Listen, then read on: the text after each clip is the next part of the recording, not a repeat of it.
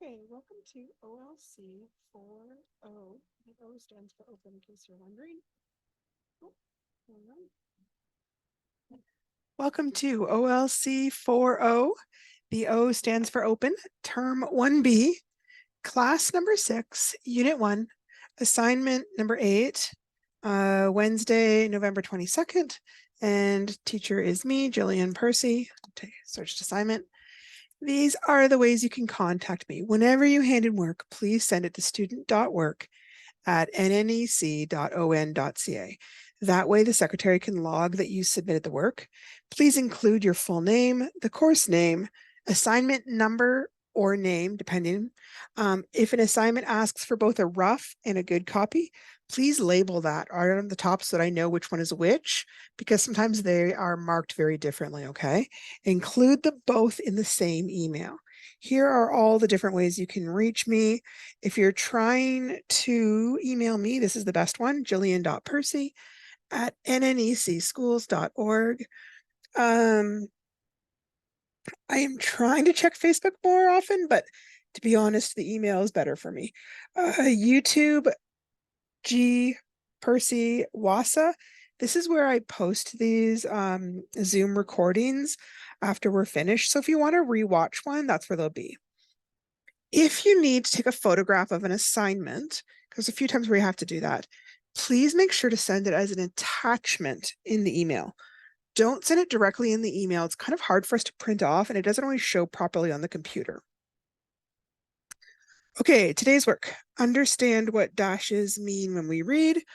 Understand how to use dashes in your writing. Understand the meaning and usage of colons. Understand the meaning and usage of semicolons. Be sure to have read chapter 1 to do today's assignments. Assignment 8, writing down our thoughts on chapter 1 using 3 of 13 possible prompts. Note, this assignment looks really simple, but I find that they pack a lot of different concepts into this one. So we're going to look at it in depth because one of the assignments I find people tend to want to skip or they have problems with. So we really kind of dive deep into that one today. How to make connections on what we read. How to identify the message or theme. How to identify bias or point of view. How to identify main ideas or important context. If that looks like a lot, you are right. It is a lot for today. Okay, yesterday, just to the very end, we kind of started to cover this and we kind of ran out of time, so I'm going to go back through it. How can we use dashes within a sentence? Dashes can be used to define a word. So here we have the sentence reconciliation. And in case somebody doesn't know what that word means, they put dash and then they explain it. The restoring of friendly relationships. And then they finish it with a finishing dash. So there's like an opening dash and a finishing dash. Is not possible unless truth is a part of that relationship. You can also use it to provide further explanation or a summary of the material that comes before the dash. He hated history, science, English, dash, every topic that needed reading, dash, every new school year. You can also use it to introduce a short list within a sentence. His mom had bought everything, dash, pencil, eraser, binder, and pencil case, dash, in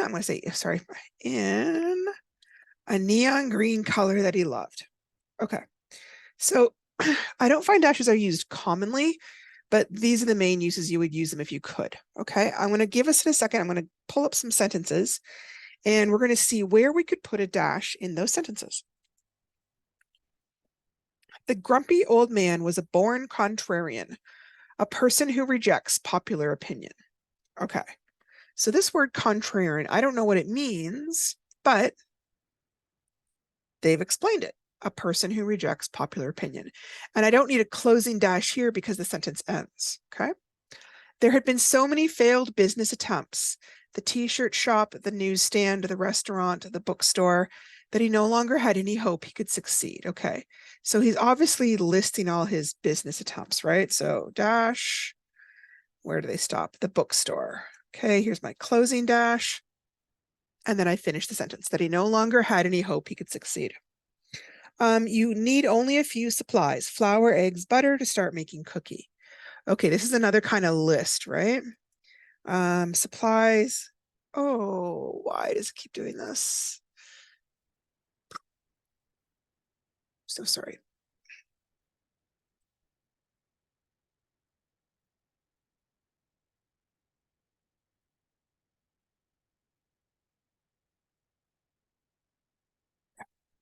You need only a few supplies. Opening dash. Oops, where am I?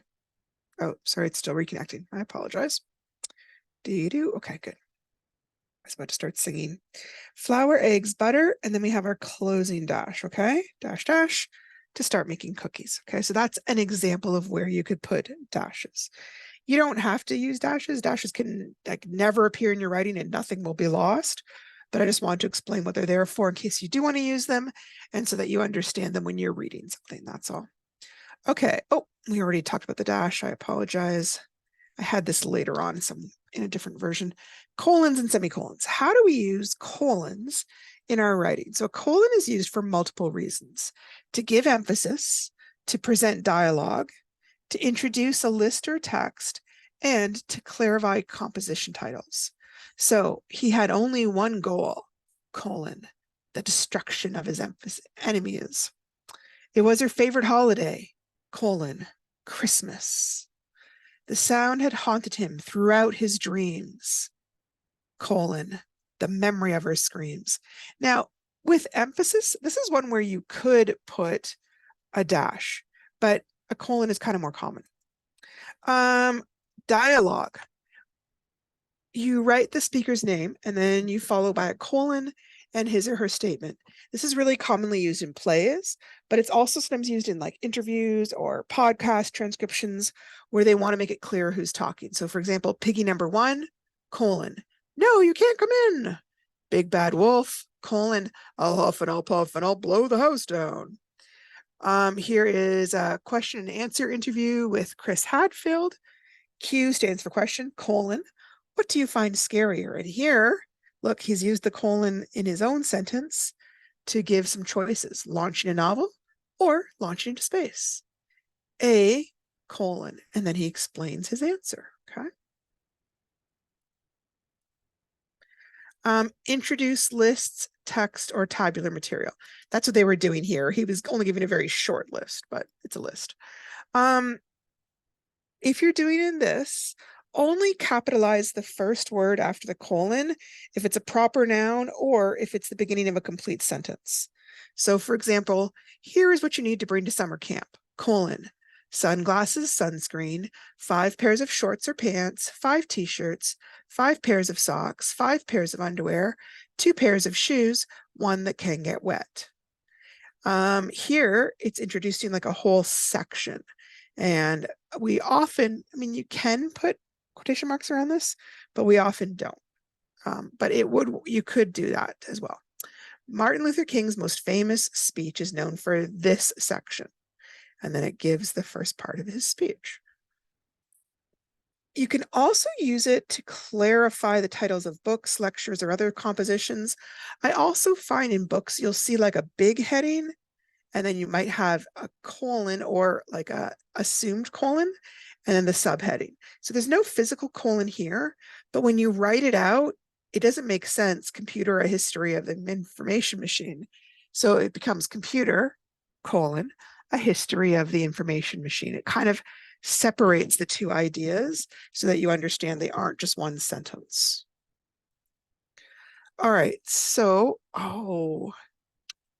so this was an assignment where we put the colons where they belong, but you can see that they have already gone through and put the colons there. Sorry, we didn't get these backed up.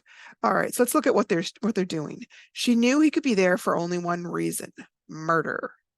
So what's the colon there for? It's giving us emphasis. Hero, I will never give up. All right, here it's just telling what his speech is going to be. She found an old journal in the attic. When she opened it up, she read, colon, I had the most wonderful day, and it is all because of Peter. I can't wait to see him again. So the colon is setting off this extra little section of text. Her new textbook looked like it would be interesting. A History of Modern Canada, colon, the world the wars created. So here it's separating kind of the main title from sort of a subtitle. Try my new Halloween craft. To get started, you will need, colon, green and black construction paper, glue, scissors, googly eyes, and some silver glitter. So this is beginning to set off a list. All right. Semicolons. A semicolon has two general uses. One, if one or more elements in a series that is like a list of things that are coming contain a comma, then use semicolons to separate between those items in the list. So for example, the concert dates this month will be in major cities across Canada. Toronto, Ontario. See how there's already a comma? So if I put a comma here, it would look like I was saying Ontario was another city. So we put a semicolon instead. Toronto, Ontario, semicolon. Winnipeg, Manitoba, semicolon. Montreal, Quebec, semicolon. And Regina, Saskatchewan. And we don't need one here because the sentence is over, so we just use the period, sorry. Two closely related sentences. So in general, you're only going to use it when the two sentences are kind of connected by a similar idea, okay? You want to demonstrate the relationship between them. So for example, good grades are integral to student success, semicolon. A strong support network is also important. Now, I could make this two separate sentences and that would be totally fine, okay? So this is one possible way to connect sentences using a semicolon. A lot of times people try and use a comma here, and that's not an appropriate use of a comma. It has to be a semicolon. I have a bad feeling. Okay. We're going to skip over this because I don't think, oh, okay, so this one just doesn't make any sense at all to me. We are touring in several cities, and you can see Detroit, Michigan, semicolon, Chicago, Illinois, semicolon, and Cincinnati, Ohio. Number two, being an Olympian required total dedication, semicolon. So this is one whole sentence. Then we have a whole second sentence. Every moment is scheduled and planned in order to get the most out of every day. And you can see this second sentence is kind of explaining what you meant by the first sentence. So that's why they've linked them with a semicolon. She looked at her calendar to see what was available. Monday, September 18th, Tuesday, October 17th, Monday, October 30th, and Tuesday, November 14th were all that were left. And we didn't put a semicolon here because the list is over. All right. Here is a little video. If we have time, we'll come back to that at the end, but I do want to get through today's lesson because there's a lot to discuss. Okay, so this is how the assignment looks, okay? But they've packed a lot of information into one tiny little page. So first of all, this is assignment 8 after reading.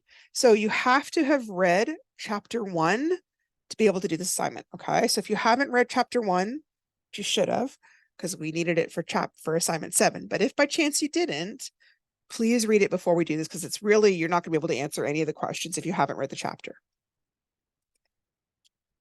Okay, basically, they have listed 13 prompts, and they've organized them into 3 general groups. The first group is asking questions, the second group is finding the main idea, and the third group is thinking about the text. You don't have to choose one from each category, okay? You can choose any 3 of the prompts and answer them. I only ask that you try and make sure the prompts aren't exactly the same. So like, for example, here, the main message is, and the text was mainly about, those are pretty similar. You wouldn't choose both of those. But I could choose the message of this text is, and the text may be biased, because those are 2 quite different prompts, even though they're in the same category. So just be mindful that you're not repeating yourself. Because this whole assignment is worth 9 marks, each question that you answer is worth at least 3 marks. So you probably want to include at least 3 sentences. If you hand me in 1 sentence, I'm not going to give you more than 1 mark for that, which would mean 1 mark, 1 mark, 1 mark, 3 marks out of 9, which would mean you failed the assignment. So please don't hand me in only 1 sentence. They're longer than that. All right, so we're going to go through them category by category. First category, I put a little question mark here to show these are all about asking questions. What does the writer mean? Why did or why didn't? What have I learned? And I wonder if. And the whole concept here is, what can I ask to help me better understand the text. Now, sometimes we don't think of questions as helping us understand, but the idea is that you're kind of asking a question and then you're also thinking about the answer. It's kind of a linked activity in a sense. So remember yesterday we learned that the ellipse, that ... means the sentence is unfinished and they want us to finish the sentence.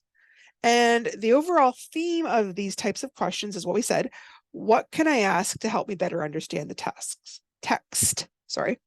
What does the writer mean by ...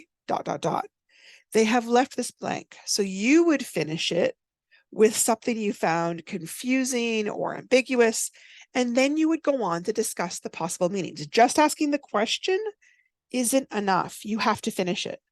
So, for example, what does the writer mean by saying that your heart and mind can't run properly if garbage and dirt are loading up your brain? I think the writer is trying to say that sometimes the things that hurt us in the past are acting like dirt clogging up an air filter. It keeps us from running at full speed. We have to find ways to clean out all the past memories that are hurting us or holding us back. Okay. This is really just one of the toughest categories, I think. Sometimes we draw blank when it comes to questions. So here are some of the other possible questions that we can ask. Why did, or why didn't? And you could finish that with whatever question is legitimately about that first chapter. Why did Jimmy try to burn the building down? Why didn't anyone else get in trouble for the arson and break-ins? Why did Jimmy get involved with drugs? There are all sorts of questions you can ask, but that alone, like if I just tried to hand in this, that's not an answer. It's just like a one mark. You need to be willing to explore and think about possible answers. And you may have to kind of be creative here. So anytime you're looking at one of these prompts and you think, oh, that's hard, I don't understand that, then don't use that one. There's always other prompts. There's 13 possibilities. Just pick one that you find easier. That's fine. This one says, what have I learned? This can be a tricky one with a novel. I think it's slightly better suited to nonfiction material like science and history stuff, but you're welcome to use it if you want to. For example, what have I learned about writing resumes? And then you would answer the question. For this, I'm not sure how you would answer it for reading a chapter, but if you've got some ideas for how you want to tackle that, by all means, go right ahead. I wonder. Okay. So the word wonder here is just another way of saying that you've got a question in your mind. Like sometimes we wonder why characters are making certain choices or doing certain things or why they're saying certain things. Okay. So some example might be, I wonder why Gary keeps trying to get Jimmy into trouble. So you created the question and then you would need to provide an answer as well. And I think this is maybe the part that people haven't been understanding. Answering the prompt is worth 3 marks, as I said, so you have to write 3 sentences. So for example, here is my answer to my question. Well, I don't know, maybe he doesn't realize that he's causing Jimmy to get in trouble, but since Jimmy just got out of juvie, how could he not have noticed? Does he just not care about Jimmy getting into trouble? Maybe he's so used to getting in trouble that he doesn't even realize there is any other way to live, that he doesn't realize there's any other way to live. So sometimes as I'm writing, I change my sentence and then it doesn't always make sense if I don't check it. Remember that you can finish I wonder, like it's wide open. Anything you wonder about that chapter, you can ask as long as you're willing to try and answer it. Okay. So I've done 2 examples and I'm going to read them both. And you guys tell me, if you were the teacher, which one do you think does a better job of answering the question? Okay. I'm going to use the Avengers movies. I'm not going to use the novel because that way I don't give away answers and stuff. And I'm just choosing Avengers movie because I'm assuming at this point that almost everybody's probably seen it. I hope I'm right on that one. But anyways, I wonder why Natalie, aka the Black Widow, always acts pretty but dumb when she's talking to men. That's my question. Now I'm going to answer it. Maybe that is how she was trained to be a secret agent. So this is just how she automatically acts. Or maybe she just finds it works really well because men often underestimate pretty women. Possibly she finds it funny to trick them by acting dumb when she's actually really smart. So that's one question. Here's a different one. I wonder why Loki is always trying to hurt others. It's wrong to hurt others, even if they don't like you. I would never do that. Loki should be nice instead. Maybe people would like him better then. Then he could be friends with his brother Thor, and maybe he could even be one of the Avengers. Okay, so they both have 3 sentences, but one of these would get a higher mark. Why? What's different about them? Okay, so the big thing is the one about Natalie stays on topic, and it suggests 3 possible reasons to the question. The one about Loki gets right off topic almost immediately. I wonder why Loki is always trying to hurt others. And then he answers, it's wrong to hurt others, even if they don't like you. But that doesn't make sense. What I should be thinking about is, why is Loki trying to hurt others? What are the reasons? Because that's what I've asked. So when you're doing this, make sure your answer is responding to the actual question. Here, they wrote 3 sentences about Loki, but it isn't really 3 sentences that relate to the question. So this one is stronger. The main reason is because it stays on topic for the entire answer. This is huge. If you get off topic, I can't really give you the marks because it doesn't make any sense. Okay, let's look at our next category. After reading, this one is finding the main ideas. This is one where a lot of times they sound almost the same. So this is one where I would probably only pick one of them because they do sound really similar. But I also feel like these ones are a little more easy to answer. Our possibilities are, the idea is what's the main idea or what's important. So number 1 could be the most important thing I remember about this text is, or the main message is, or the text was mainly about, or clues, words, and features that helped me understand the text were, and then we would go on. So the big thing to remember again is just answering long. This is a category where the idea of rap rock, which we talked about yesterday, can be really useful. Remember that acronym was R for restate, A for answer, P for prove it, R for relate it, O for opinion, and C for conclude. So let's put this one into action. I'm going to use a Barbie movie. I'm using movies just because I never know for sure what books people have read, but a lot of times we've all seen the same movies, and it doesn't really any different in terms of there's still a story, there's still words, there's still a message. So it's just as easy for me to use movies because it would be hard for me to give explanations from a book that maybe only some of us have read. So I kind of color coded my answer so you could tell what part I'm doing. So first I'm going to restate. If this was the text was mainly about, I'm going to use that at the very beginning of my answer so that I tell the teacher, hint, hint, here's what I'm answering. Restate. The text was mainly about, and then I give my short answer. How Barbie discovers that the real world is not like the Barbie world. Okay. Now, someone else may put it differently. That's fine. That's how I'm putting it. Now, prove it. Here are my sentences for proving it.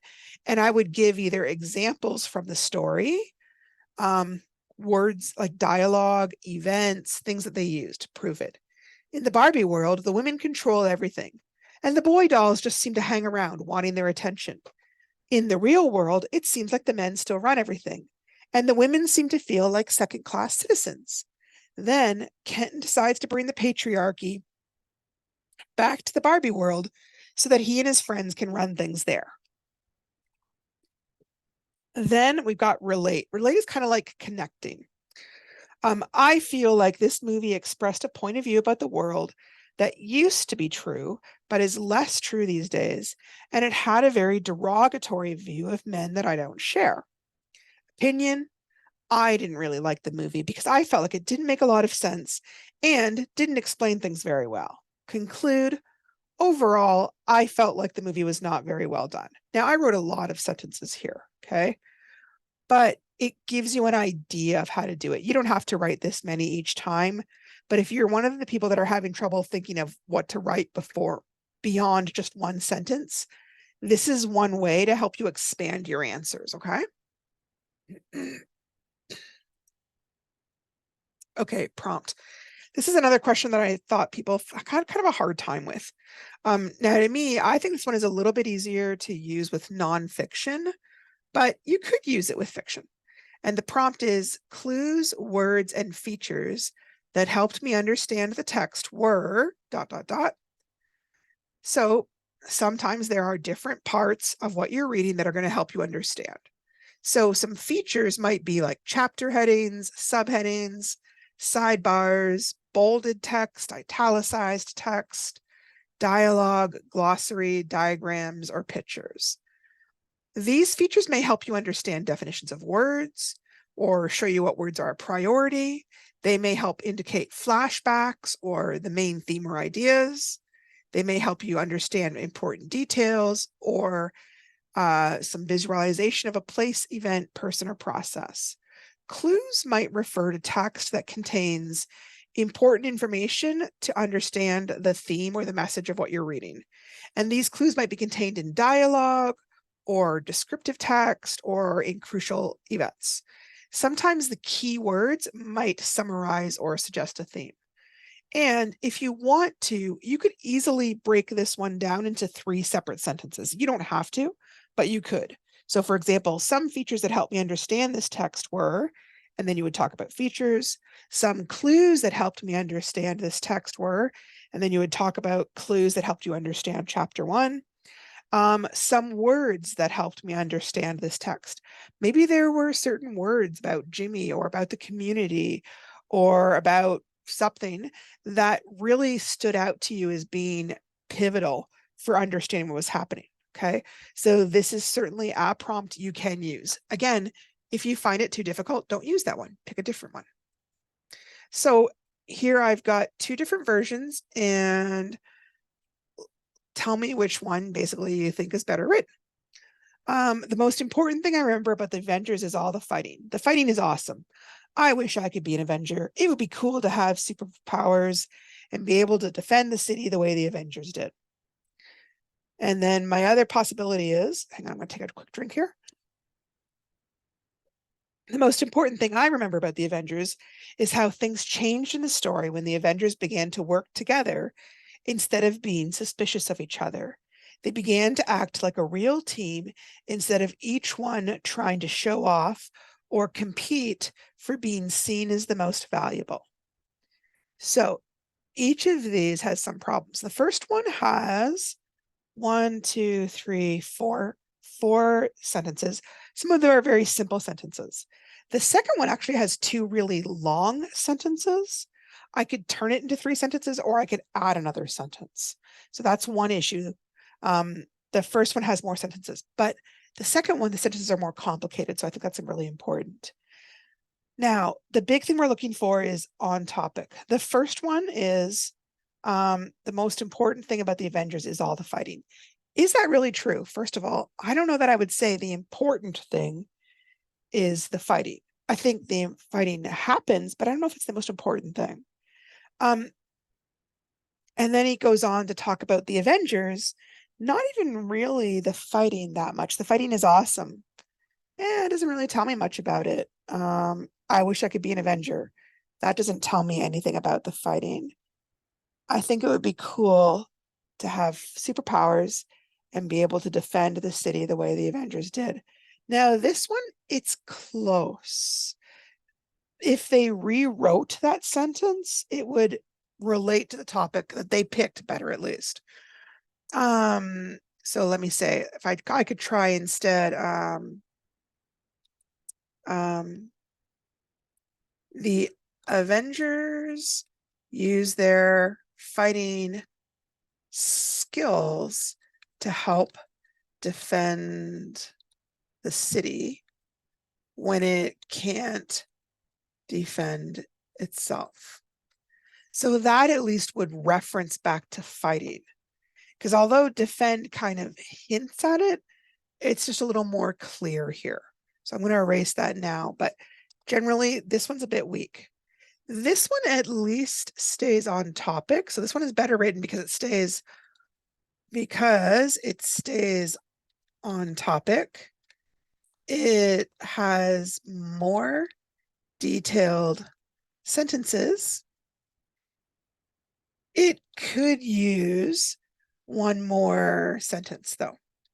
Okay, so let me just take a look at this and see if I can figure out how to add a sentence.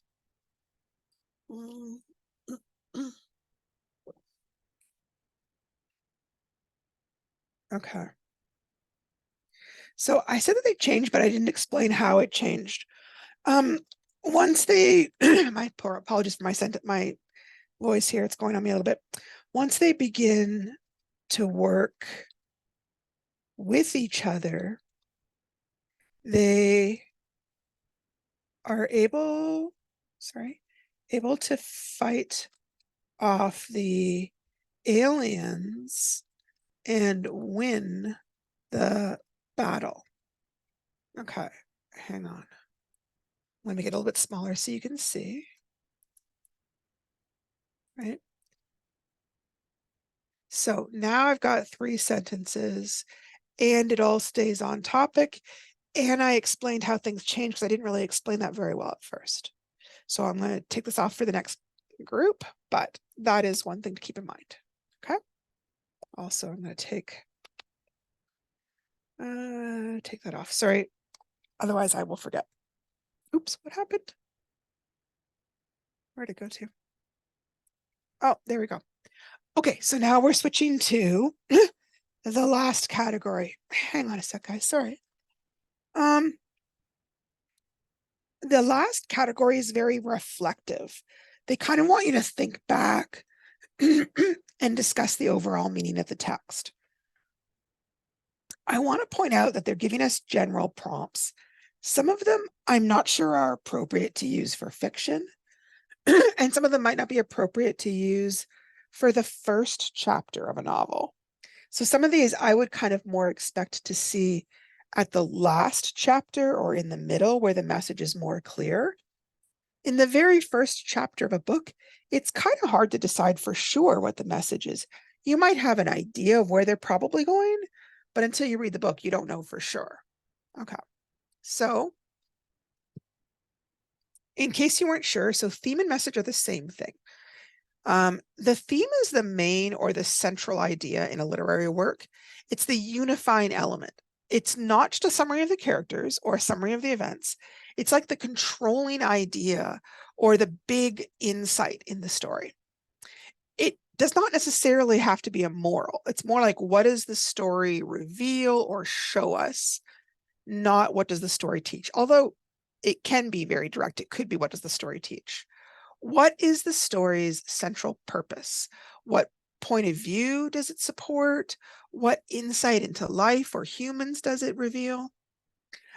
If you're writing about a theme, you have to make sure you don't just mention a topic, but you mention what the idea is about the topic. They use the word assertion, very grown-up word here.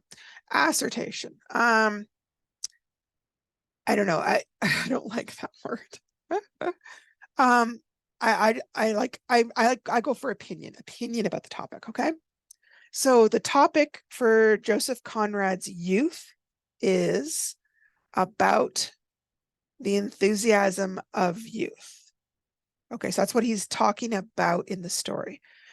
But what is his opinion of youth? Right, assertion is just a funny word. I don't know.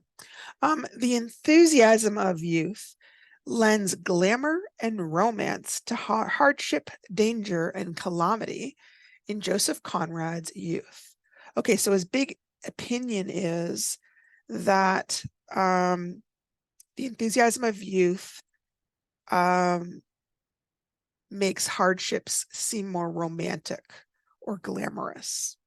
Okay, so sometimes people will refer to themes in very general terms, but leave out the specific assertion or opinion. So general theme would be love and death. Well, what do you want to tell us about love and death? Appearance versus reality.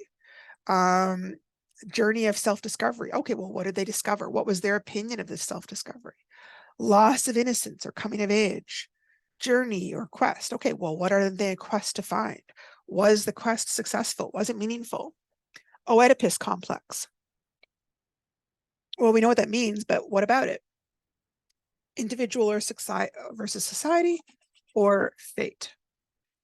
So it's not simply the plot, but like what the plot and the characters' choices through their actions and their words show us about the world or ourselves. For example, the theme of Toy Story is how enemies working together against a common foe can develop friendship and understanding to achieve victory, right?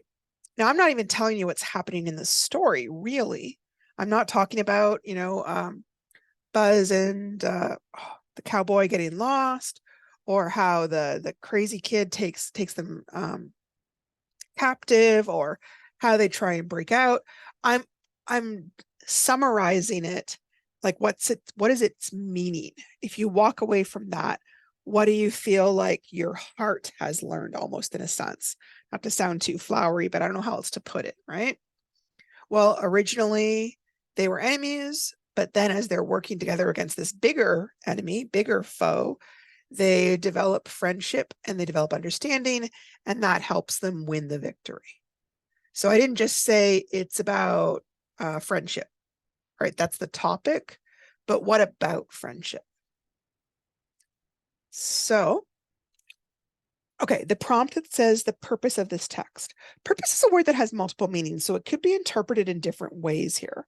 All writing has an overall purpose. The three main purposes for writing are to entertain, to inform, or to persuade. Those are the big three reasons almost any writing is going to meet one of those criteria.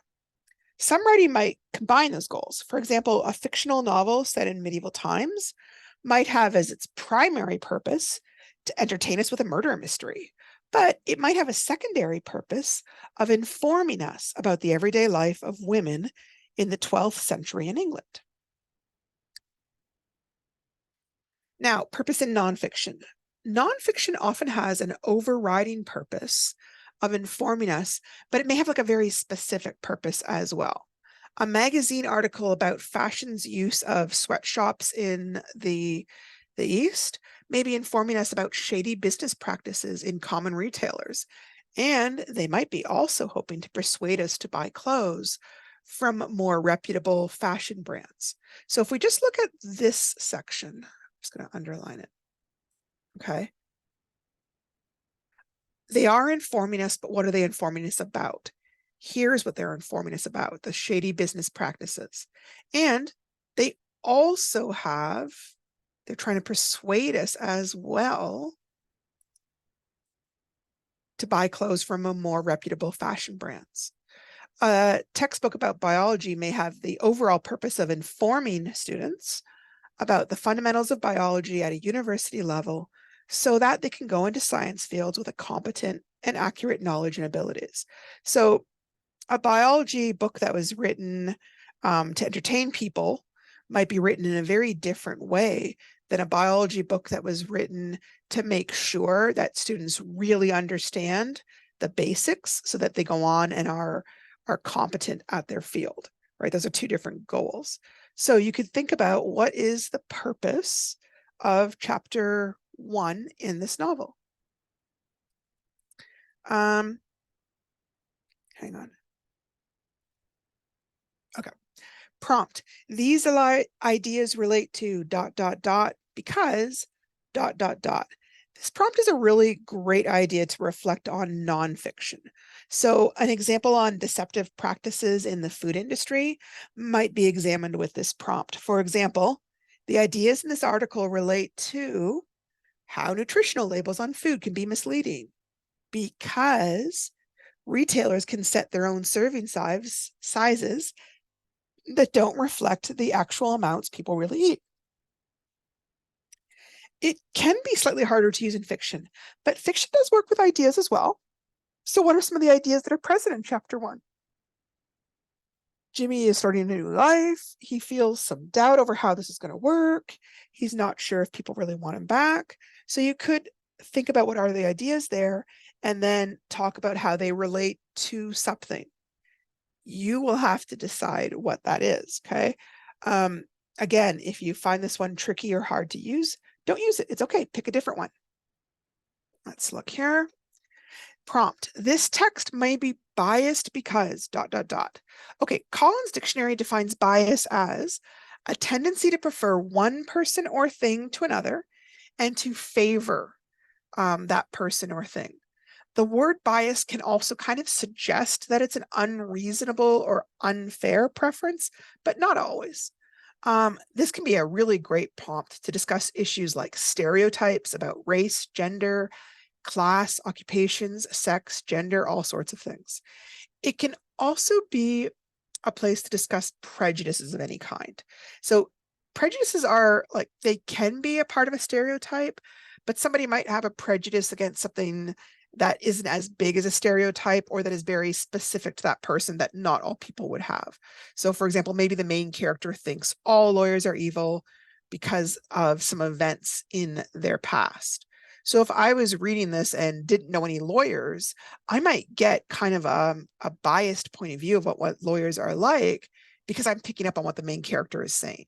It's not really a stereotype per se, but there is bias there. It can also point out conflict of interest issues. For example, a judge writing about how judges should have more autonomy over sentencing might possibly have some bias in his or her point of view because they're a judge. Differing values. The writer might be writing about something and feel like the most important aspect of an issue is that a crime was committed and needs to be punished. But you might feel like the most important part of what's being written is what led the person to that crime. Any type of social justice issues. So if you're using this prompt, you would want to explain what in the text makes you feel that it's biased. Is it something about the character's actions? Is it something they say or they think? Is it the choice of topics or events that the writer uses? Or sometimes it's things that they should have mentioned or discussed that they haven't, which kind of brings us neatly to our next topic. This prompt deals with, it says the text doesn't deal with, okay? Like I said, it's kind of similar to the bias prompt. Sometimes a story or a text can focus so heavily on one viewpoint that it sort of distorts the overall picture of a situation by not discussing certain issues or situations at all. It isn't necessarily untruthful, but it is incomplete. So for example, if I was reading a story about colonial settlers that suggests they're going into an unpopulated wilderness, okay, but they're not talking about the fact that it used to be populated with First Nations people that may have been driven out or even killed. And it creates a very false picture of what was happening because there's a bunch of stuff they're just not talking about. And in some cases, they might not have known what was going on. In other cases, they might not feel it was important. Or in other cases, it's a deliberate attempt to create a false picture. Some examples might include a story that focuses on a wife killing her husband, but doesn't mention that she tried repeatedly to report spousal abuse, but was dismissed or ignored over several years. A story about a new golf course opening that doesn't mention that the land was appropriated from First Nations people. A story about increased crime stats in an urban center that doesn't mention that welfare funding was recently cut. So anytime you're looking at a story and thinking, yeah, but hey, why didn't they mention this? This is a great prompt to deal with that. So if you're looking at chapter 1 and thinking, yeah, but why didn't they mention, this is a great time to use that prompt to bring up an issue that you feel should have been in the story, but wasn't in the story. Okay, so here are some examples. And again, we're still talking about the Avengers again, just because I feel like everybody kind of knows this. Which one is better written? The message of this text of the Avengers is that people are more powerful when we respect each other and work as a team. Each one of the Avengers has brains and strengths. Each one of them is very successful at being a superhero. But when they are first working together, they don't really respect each other's talents or abilities. They are used to being the most powerful person in the room, and they don't really look to see what other people might contribute to a situation. But once they begin to respect each other more and work together, they are far more effective at fighting their battles. So that's paragraph 1. Here's paragraph 2. The message of this text, the Avengers, is that if you are strong, it is important to defend others. Helping others is really important. Like Iron Man is really strong. He could act all evil and try to destroy everything, but he doesn't. He helps others with his iron suit instead. Loki is strong. He could be helping others, but instead he just tries to hurt people for no reason. I was glad when they defeated him. Okay, so which one is better? This one is a little bit longer, but they both, this side is a little bit longer, but they both have at least 3 sentences. So that's good. Topic, staying on topic. If you're strong, it's important to defend others. That is kind of a message in the movie. That certainly is there. I don't know if it's the main message, but it is a message. People are more powerful when we respect each other and work as a team. Okay, so those are both valid messages. Now, in the rest of it, do they stay on topic? This one, I would suggest, does stay on topic. This one kind of doesn't. For one thing, it only really talks about Iron Man, and then it kind of talks about Loki, which is, he's not actually part of the Avengers, which is kind of weird. So they kind of get off topic. If they had stayed on topic, this one would have been more effective. Also, their tone is really casual. Their writing here is more like they're talking to a friend rather than writing for school. So I would say that this one is better because the tone is more appropriate.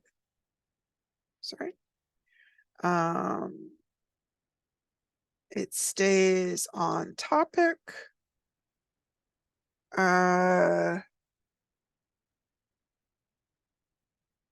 will go with those. I don't want to be too specific, but that's just one way to look at things. Is the topic thing for this particular one is really, really important. If you get off topic, I'm just not going to give you as high marks. Okay, remember, you do not have to pick all these prompts. I discussed all of them because everybody has different strengths and weaknesses. So I don't know which one you might find easy and which one you might find hard. If I had like 20 people in a room and I went around, I would be really surprised if everybody picked the same 3 prompts. In fact, I could almost guarantee that wouldn't happen, right? So again, if you find yourself confused by a certain prompt, don't pick that one. If you find one easy, great, pick that one. That's fine. Don't feel like, oh, it's too easy, it can't be right. No, that's fine. That's absolutely. I'm just looking for, can you use the prompt? Can you stay on topic? Can you write 3 sentences? Really, really basic, as long as you stay on topic, okay? As long as you're not saying the same things, you are allowed to pick 2 prompts from the same category. Some prompts are really similar, like the ones in the main idea, and you would really be unable to stop yourself from repeating your sentences, but other ones have very different focuses. So just keep that in mind. Every prompt should have at least 3 sentences. Use the RAPROC method if it helps you. But if you just find it confusing, then don't worry about it, okay? That is not a deal breaker. Okay, looking ahead. Tomorrow, we are going to look at assignment number 10, which is a journal prompt. It is also the first journal that has multiple paragraphs, which can make things a little tricky. So try to take a few minutes to look at it before we discuss it tomorrow, so that if you have any questions you want to ask me, you can address them then. And what have I got here? Oh, this is my meme. You can't read that entire book in a day. Don't believe me, just watch. Okay, please don't read ahead yet. Some of the assignments that we have coming up need you to predict what will happen in the next chapter. So if you read ahead, it's going to be kind of harder to do those assignments because you actually already know what happened and it becomes tricky to think of how to make it all up. So I promise I will let you know when it's a good idea to read chapter 2, but for right now, just read chapter 1 because we still have some more assignments that focus in only on chapter 1. And I think it will be confusing if you've gone ahead and read chapter 2. Okay. So that is that. Oop. I was going to, but I might skip over. Oh, okay. Hang on. Okay. We're going to take a quick look at colons and semicolons. This is Dave, head of marketing at a ketchup company about to use Grammarly to handle a tight deadline.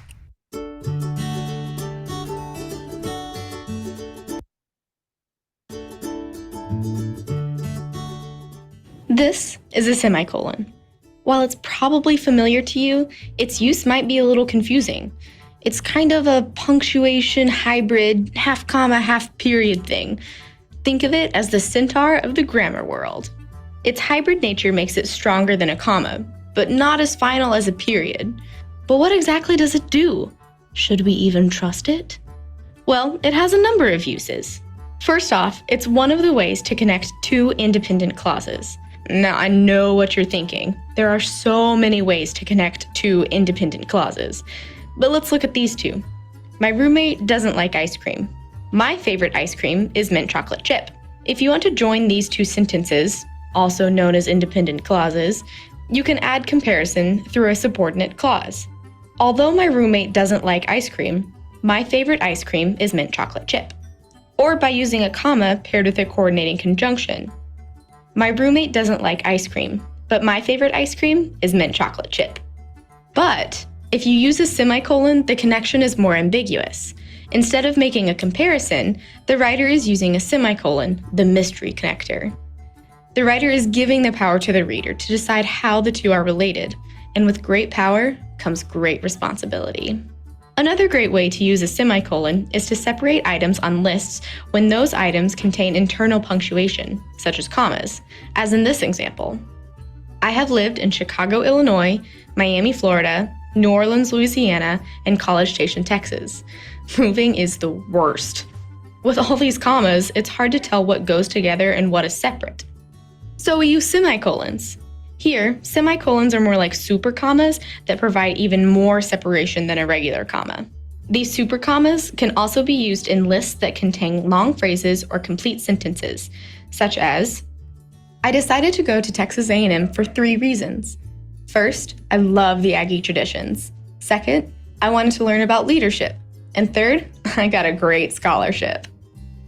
As you can see, semicolons can handle a lot. Now these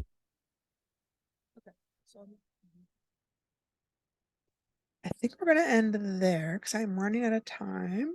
Oh, I got a little tiny bit of time. Let me just see here. bulky guys handle things differently from colons, so don't get them confused. Colons are more like butlers at fancy dinner parties in that they announce and introduce things in fancy accents.